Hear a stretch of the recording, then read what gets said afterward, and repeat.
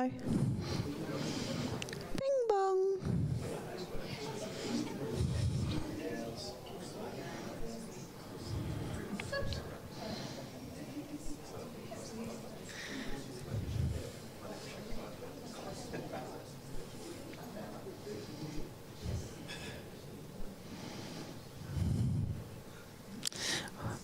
Welcome, one and all. Just in case, this is the CPS, so if you have slightly wandered in and find it a bit of a surprise, you're most welcome to stay to see some photographs. Otherwise, you're also most welcome to leave, though we'll be sad to see you go.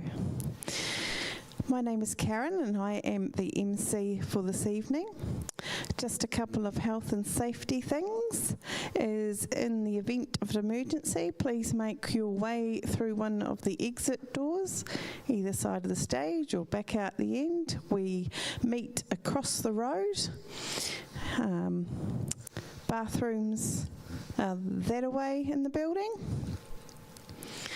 And it would be also rather nice if you could ensure you've got all your tingalings turned off and dulled so we don't disturb each other whilst we're looking and whilst we have speakers. Having said all that, oh nice, anticipation. This evening we have the Natural History Print Competition, but before we get on with that, we have a couple of notices. The first one is that a camera was left, I think it was 1 or 2 weeks ago, and if by chance anyone picked it up, please approach Denise or myself and I'll let Denise know if you have it so that we can return it to the owner. Then I have a notice from Ian, who's going to come up and talk if he's here. Yes, he is. He forgot. Thanks, Karen. Just a couple of things. Firstly, you probably remember or noticed that I sent an email the other day about Anne Yuan's exhibition, which the exhibition is opening this Saturday, 12:30. If you're interested and able to go to that, give Anne an email and you'll be most welcome at the opening of the exhibition. It's on for a month in the Central Library, so if you can't get there but you're in town sometime later, go in and have a look. That'll be well worth looking, and huge congratulations to Anne from CPS for being asked to exhibit. The second I want to talk briefly about is next week's session, which is an activity session as opposed to a standing there looking at somebody speaking session. So it's based on Joe's creative circuit exercise that we did at the convention. So you'll need to bring some gear and you'll need to bring a willingness to have a crack at a whole bunch of interesting and different things. So bring your camera, a lens that is suitable for macro, and a tripod. Is that it? Yep. Bring that along. I'm also going to demonstrate what James calls pouring wax all over pictures, so I'm going to bring my wax pouring gear and just show you how that works as part of the whole thing. So it's a bit of a demonstration, but it's basically an activity evening for people to get in and have a go and walk away with some pictures and having had a good time. See you next week. NZPC. NZ. Oh, the NZIPP. The NZIPP convention. Do you want to talk about it, Mike? Yeah, let Mike talk about it. He knows about it. Has anyone got tickets for it or volunteering and helping out next week? Awesome, thank you. Yeah, so Tuesday next week, the NZIP conference week starts. So the IRIS professional photography judging, which is print and digital. If you have a look at the nzphotoshow.co.nz website, you can see the schedule. If you want to go and watch weddings being judged, or nature, or landscape, or portrait, or one of 15 categories, you can pick your favourites. You can walk in and out of the judging sessions and watch the panel of 5 judges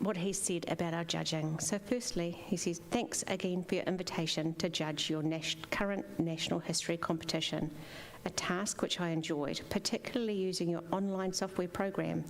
However, being able to view the original prints as well as the digital copy still remains important and has the final say on the numerical rankings.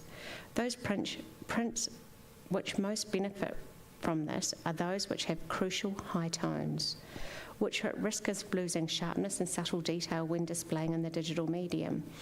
Also, the customised containment function of the mat can be very important for certain images. As usual, the standard of your entries was very good at the top end. I was also very pleased to see a widening range of subject matter. Although I can understand why bird photography is so popular, some traditional categories are now neglected. There are growing opportunities relating to climate change and its effect on the natural environment. Now to finish, just a few words to those entrants who are fairly new to natural history photography. You do not have to have highly expensive and sophisticated equipment to win a major award. Importantly, know your camera well so that you can use it to its full potential with subject matter which is within its range of its capability. Understand the relationship between the shutter and the aperture settings and how to achieve sharpness and depth of field. Do practice exercises and write down the results relating to the focus. Use the various types of lighting, etc. When working with subject matter, look out for the most interesting specimens, structural details, behaviour and angle of view. Add value with an enhancing background or informative environmental context. When exhibiting, enter your best work, representing a range of categories and use informative titles. Congratulations to all of you who were successful tonight.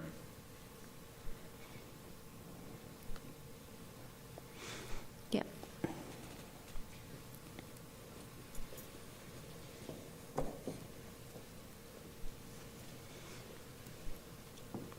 Score 1, Sutton Salt Lake, surrounded by schist tours. You have been unfortunate to visit this location when conditions have not been optimal for either landscapes or for photographing the scientific features of the Salt Lake. My best shots were with low sunlight on salt patterns during drought conditions.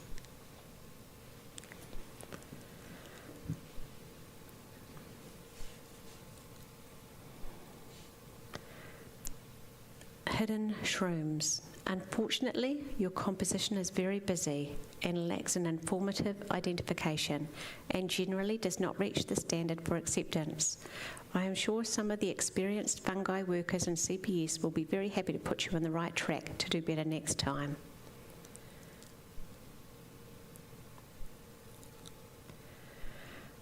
European house sparrow. Unfortunately, your sparrow is just not sharp enough. Review your shutter and aperture settings. Was your camera handheld or on a tripod? Your exposure and framing were generally good. Little Corella, Kakatua sanguinea. Your print was considerably underexposed. Very probably, your exposure reading was adversely affected by the light-toned sky. You need to be able to show more detail in the dark eye areas. Otherwise, your composition was good. Pohutakawa bloom. The best feature of your entry is the backlighting, which illustrates the luminous capabilities of the Pohutakawa flower against a dark background. However, I would also like you to have included additional information, such as the whole flower, tree structure, or a typical habitat.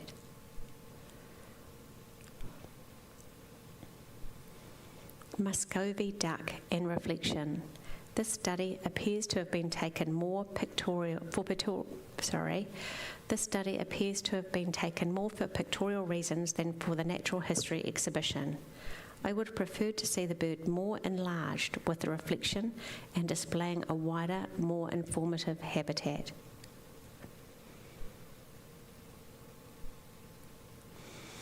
Bistorta manchurensis.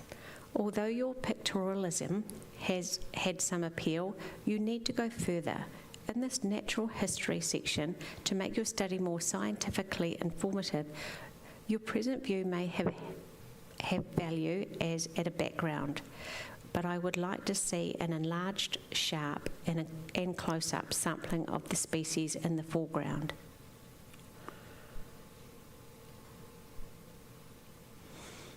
Winter bird.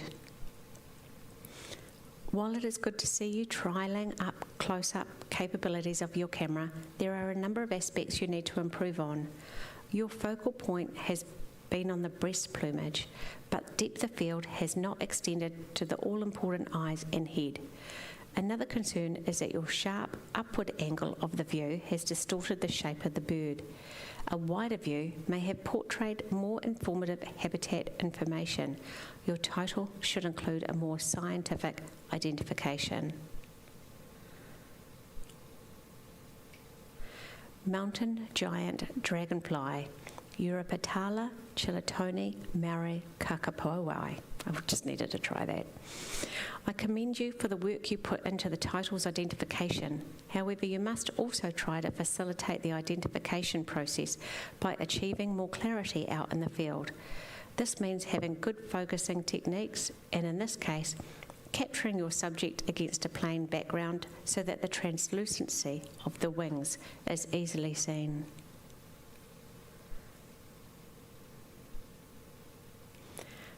Castle Hill, karst landscape.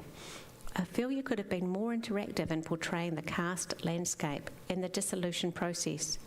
Castle Hill has many feature large rocks of interesting shapes and pigmentation, which could have provided a centre of interest for the type of scattered collection you show in this exhibit. It would be more informative overall.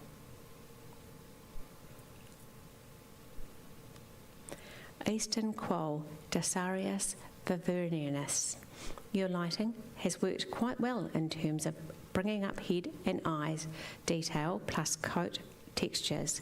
However, there is insufficient sharpness while the composition is rather awkward.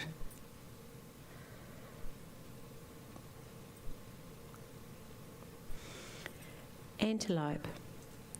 The bottom right is by far the most successful quadrant due to the very difficult lighting.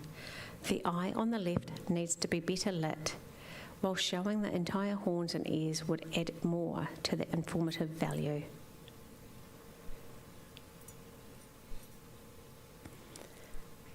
Calla lily, Xantha zesuchia. Unfortunately, your depth of field and degree of sharpness is inadequate. Because this plant can be both cultivated and grow in the wild, I suggest you look for a wider composition which shows a whole plant in a group within an identifiable habitat.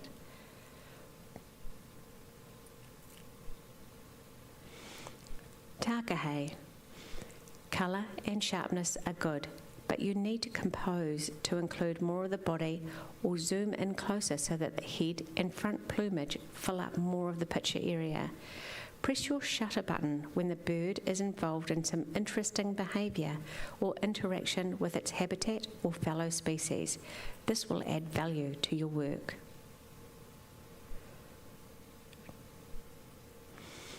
Adult pied cormorant pair. Not quite sharp enough, while the foreground bird has spoiled the view of an interesting pose of the second shag. You have captured some nicely patterned background water.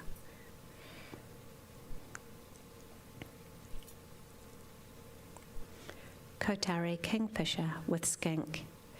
This has potential for illustrating the use of camouflage, but would have to be presented in vertical format, using only the middle segment of the current composition due to the distractions of the outer thirds.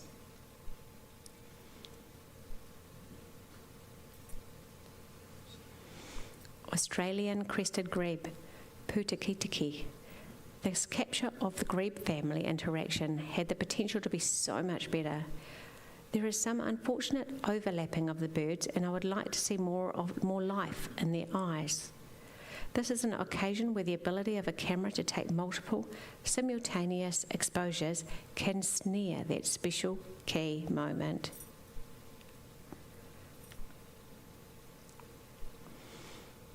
The pukeko. Your arty presentation using a silhouette and a vignette surround could be more acceptable in an open section. However, in a nature section, you have sacrificed a lot of useful detail in the dark toned areas.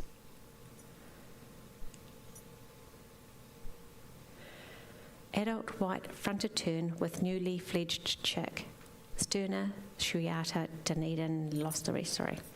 I liked your capture of the contrasting plumage and behaviours between the adult and the chick. If resolution allows, a small crop off the top and use of a larger printing format could enhance. Also try to show more life in the eyes.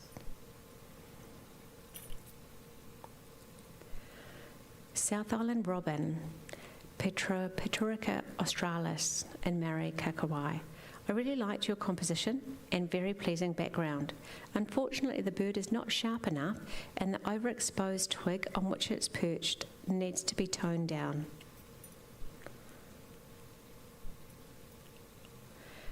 Seal's love. Your subject matter, which had potential, suffers from the very high contrast, which is made for difficult viewing. Overemphasised high tones in the background and underdeveloped low tone detail in your main subjects. Spot metering and a tighter cropping may have allowed a kinder exposure.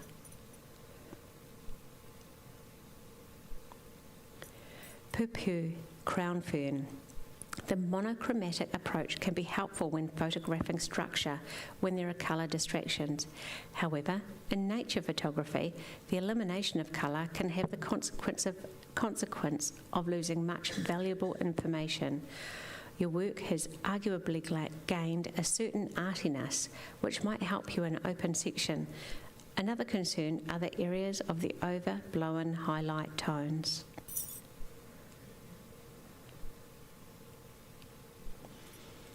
Volcanic rock formations, Akaroa. Your conceptualisation for your composition had some potential, but while your exposure for the background worked well, you lost colour saturation and subtle detail in the foreground. One remedy would have been to expose for the foreground and use post-exposure enhancement tools for the background. Use of a neutral density filter in front of your lens is another idea.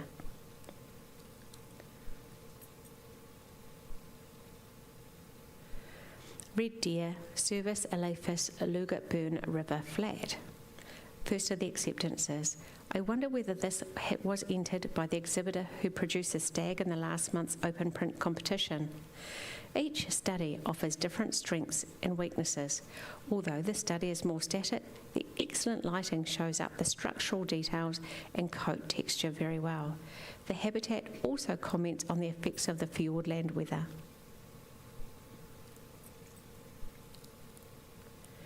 New Zealand fur seal, hind flipper, Kaikoura. This interesting selective capture of the flipper shows good conceptualisation. Although some toning down in the corners for containment purposes is recommended, intelligent exposure settings have retained both contrast and useful detail in both the rock surface and the seal's anatomy.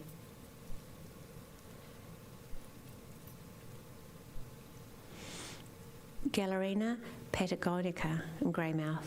The typical family grouping of this fungi is well illustrated, with the uppermost arrival providing a useful accent. Lighting, exposure, depth of field and colour rendition are all well handled. Kakariki, New Zealand parakeet. This study has best seen in the original print. The good composition helps to capture the cheeky and inquisitive characteristics of the bird. Eye is a strong focal point.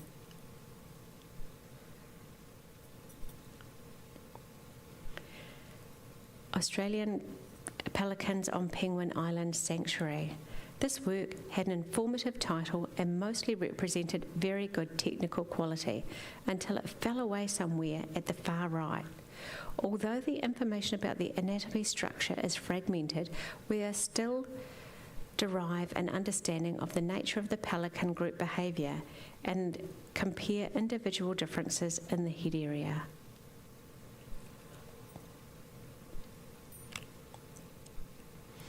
Stratus clouds, Borland Road, Fiordland. Most of the characteristics of stratus cloud can be identified here, such as the low level and somewhat loose patterns of layering. It would be interesting to know what the clouds look like an hour later, as on the left, rising warm air seems to be causing an upward movement.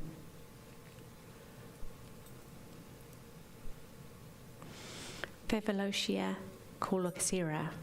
This entrant shows good use of backlighting and management of narrow depth of field by placing on the same horizontal plane. All objects required to be sharp. I would have preferred for the rather distracting high tone on the left-hand edge to have been cropped off or reduced.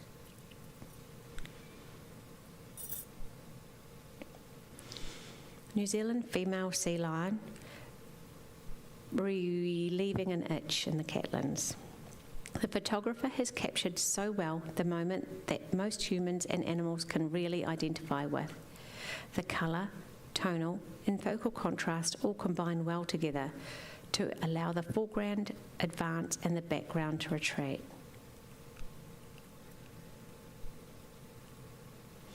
M45 Pleiades Matariki star cluster.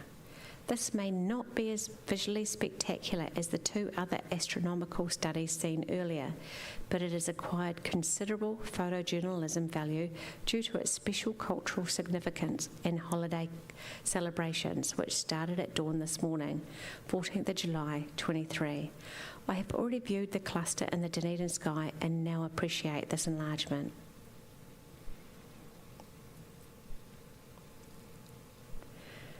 Cicada skin. The print gives the correct title of the cicada skin. This interesting find shows the shed outer shell following molting to allow room for new skin to expand. I wonder how long such a casement can remain upright in this position during and after the shredding process.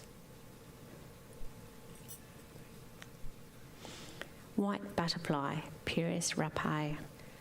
The sharpness of the print was just enough to make the cut. The feeding activity and butterfly markings are well seen. The blue flowers seem to be of the Viper's bigloss plant. This should be included in the title for added value.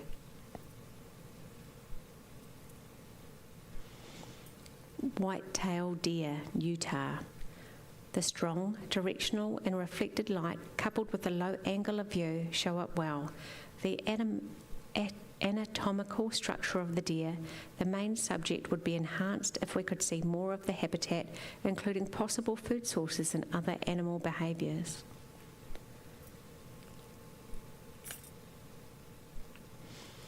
Mum and baby kangaroos.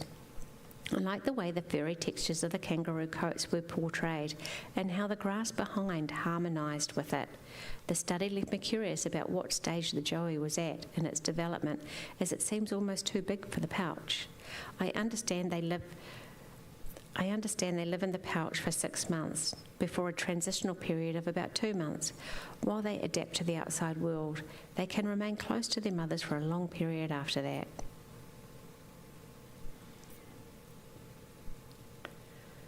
Secret kingfisher feeding, Kotari. In terms of components, this image has similarities with the champion print. Not giving anything away. However, the stronger lighting in this image, while enhancing the plumage, unfortunately introduces competing higher tones in the background. Dead leaf mantis, Deroplatus desiccata. I found this capture of the dead leaf mantis very interesting, despite the variable sharpness due to the narrow depth of field, and never being quite sure I was looking at the subject the right way. Online, I inspected a range of compositions, some of which worked better than others. Female moose, Grand Teton National Park. Would you believe it? I took almost the same image in October 2012. It's certainly a very nice scenic picture to have of that location. My Grand Tetons were very hazy due to smoke coming from fires in Washington. I tried without success to find a lower angle to enlarge the moose within the frame and have a smaller representation of this spectacular habitat. New Zealand weka, Galliolaris australis, feeding on a hunted crab in Golden Bay. A good capture of the weka's textured plumage and plentiful feeding ground.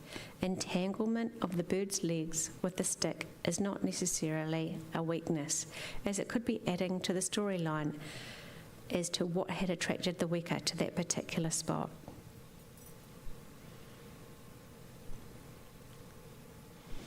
Curlew sandpiper, Ashley River estuary. I really like the overall colour harmony and the detail of the sandpiper and the foreground feeding ground. However, if resolution allows, I would prefer the bird to loom larger within the frame due to a modest crop of the top and the left-hand side.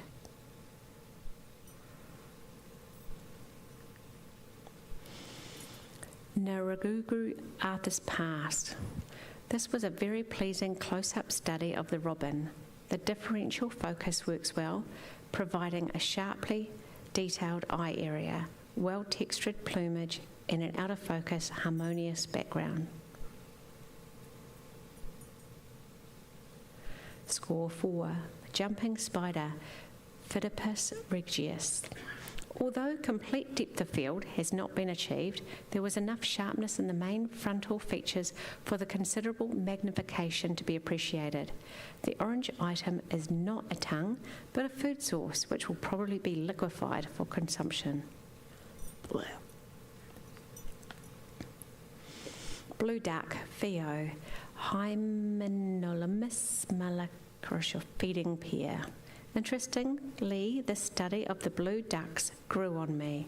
Initially, I found the riverbed rocks rather distracting.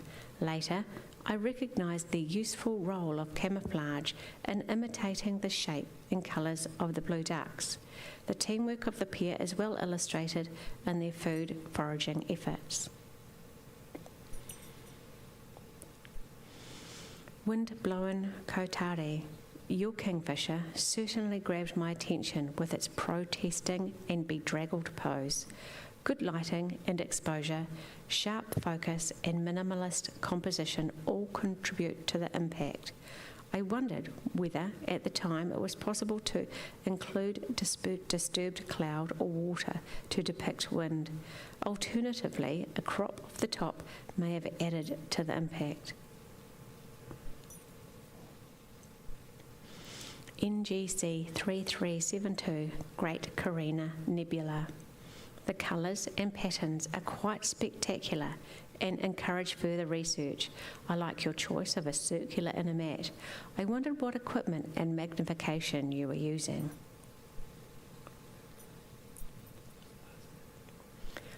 Comet Leonard, New Year's Day 2022, C 2021 A1. I liked your diagonal positioning of the comet as it adds appropriate energy to your capture. As well as the date of exposure, you could also include where the comet was sighted, as that adds to the historical value of your print.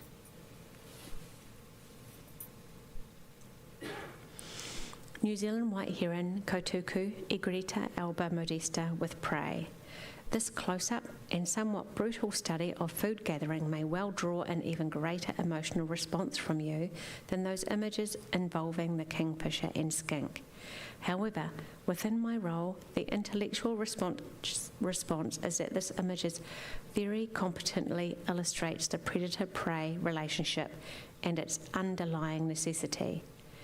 Despite a little softening in parts of the heron's plumage, detail has been well captured. I wondered whether the duckling had been plucked from the water or had been ambushed in the long grass.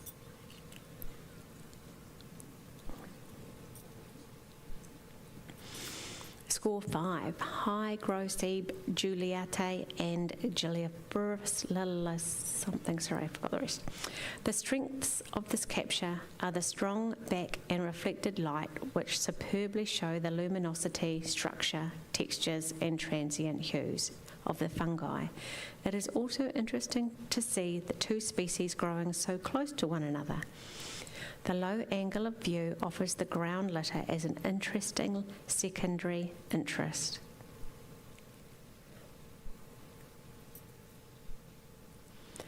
Takapo greening. Sometimes it pays to be highly selective in the composition decision making.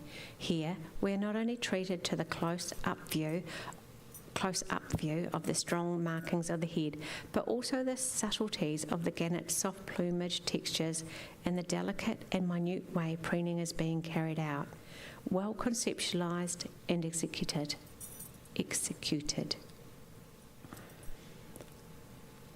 South Island robin, Petroca australis.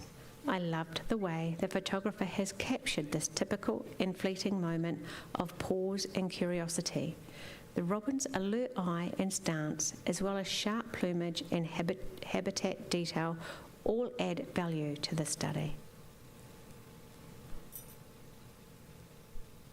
And score 6, best to show, Sacred Kingfisher Kotari. This fine kingfisher study earned its top ranking through excellent photographic technique, which composed and exposed the key elements of the subject matter, so that all relevant information was enhanced and presented to its full potential. The soft but still directional lighting worked well with the tonal range and colour fidelity. I also liked the portrayal of the eyes of both the bird and the prey and the understated treatment of the habitat.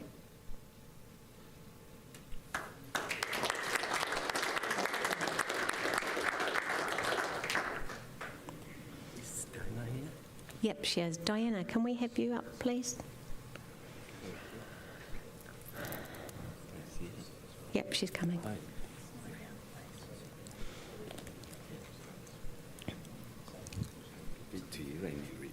Okay. This is so funny.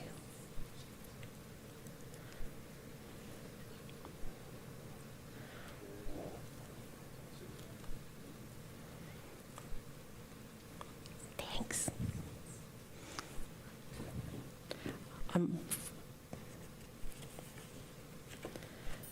The first of the acceptance is Peter Curtis with the Red Deer Service Elephas. Can't read the rest, Peter, sorry.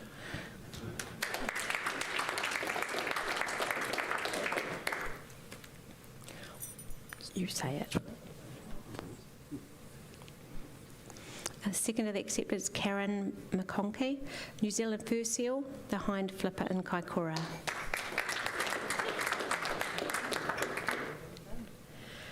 Janine Money, Gallerina Patagonia in Greymouth. Patagonia. Carolyn Alcock, Kakariki, New Zealand Parakeet.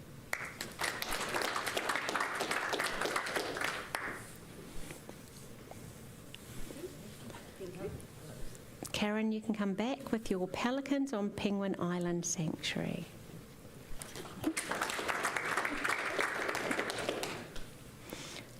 Kelly Haybittle with the Stratus Clouds in Fiordland.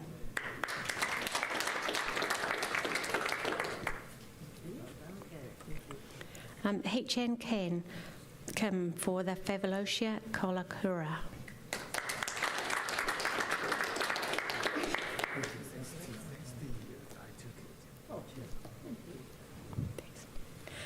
Joe Curtis for the female sea lion, relieving its itch in the Catlins.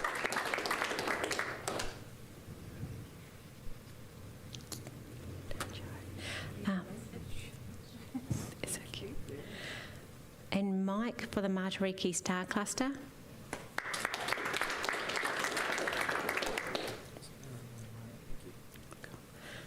Brian Haybittle for the Cicada Skin.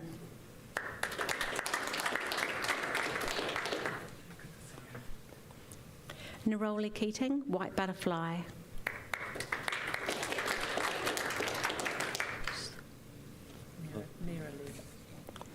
Janine Money for white-tailed deer in Utah.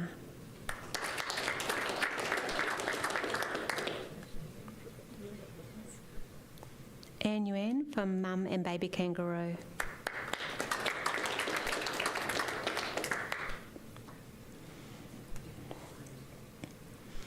JK for sacred kingfisher feeding.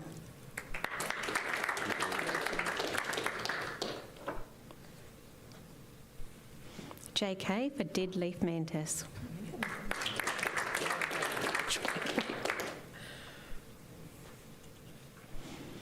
Janine Money for female moose and the Grand National Park.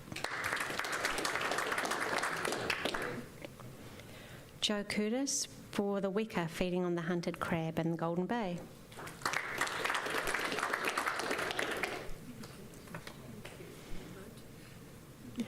Paul Williams for Curlew Sandpiper.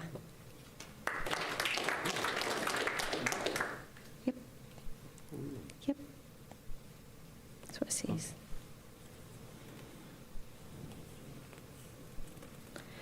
Dawn Kirk for I can't say it. Something that you'll have to tell me what the real name is. Oh, she's not here. Naranguru.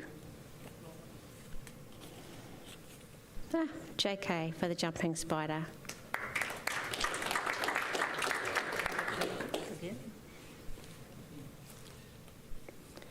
Peter Curtis for the blue duck feeding pair.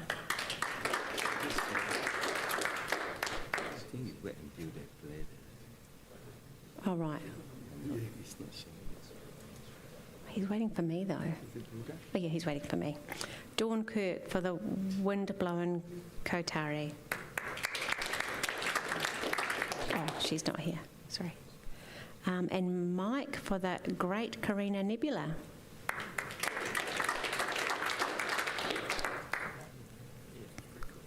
Stay there.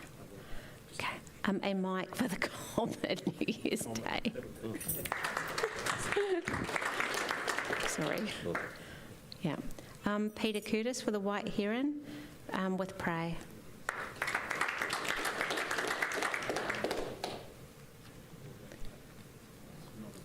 It's a wax IA. Yeah.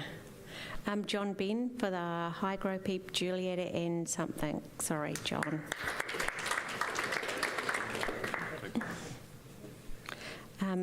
Dawn Kirk for the Takapū grooming. John Ben for South Island robin.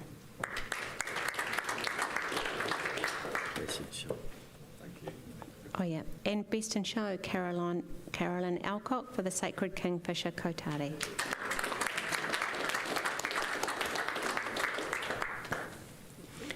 Special thanks to John Hart for that judging. That must have been an immense mission with more than 50 prints. If you're listening, we really appreciate all the work that you've done. Thanks again.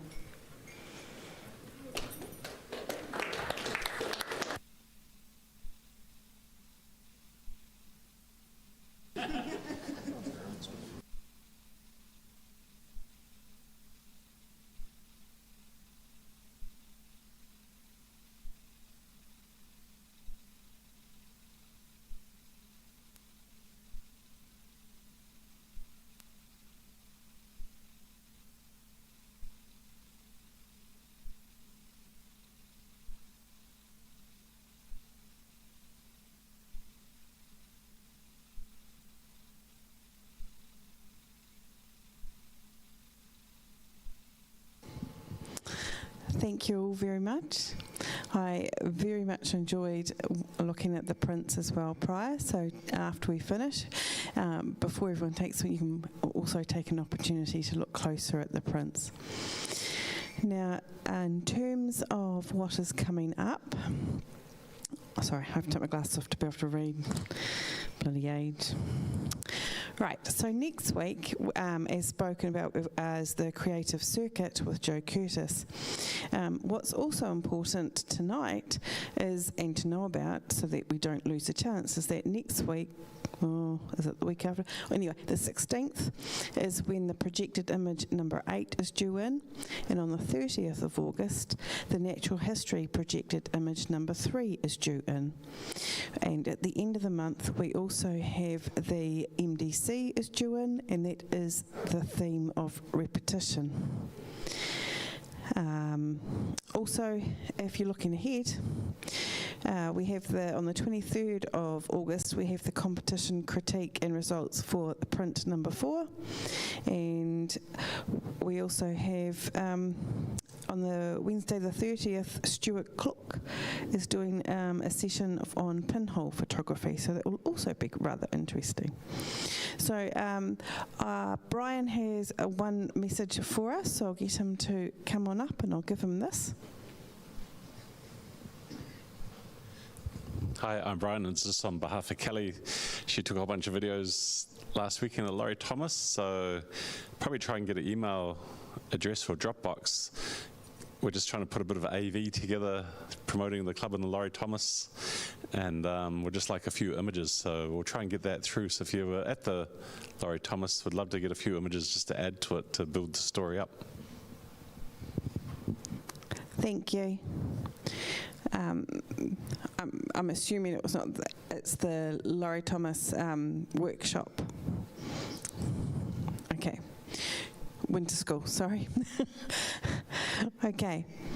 So, National exhibition's open. And the national exhibition is open as of now, and where? In town. No, the entries for PSNZ. Oh, sorry. The entries for the PSNZ is open. Cool. Has anyone got any other notices they'd like to bring to our attention? No? Okay. So I would like to thank, I believe it was John and Judy and Chris. Thank you very much for the 7 o'clock sharing of your journeys. Much appreciated. Tonight, thank you Alan and Ian on projection. Thank you Gordon, and Tim's left, but I'm still saying thanks to Tim for helping on the sound and the whiz-bang YouTubey thingy, what's it we do. I'm really good at the techno stuff. Thank you very much, Nicola, for doing the critique readouts for us. Thank you everyone for coming along, and thank you John out the back, and thank you there's a couple of people who did opening and closing. It was Dennis, and I wasn't here, so I don't know who actually opened. Thank you all very much. Have a great night. See you next week. No running.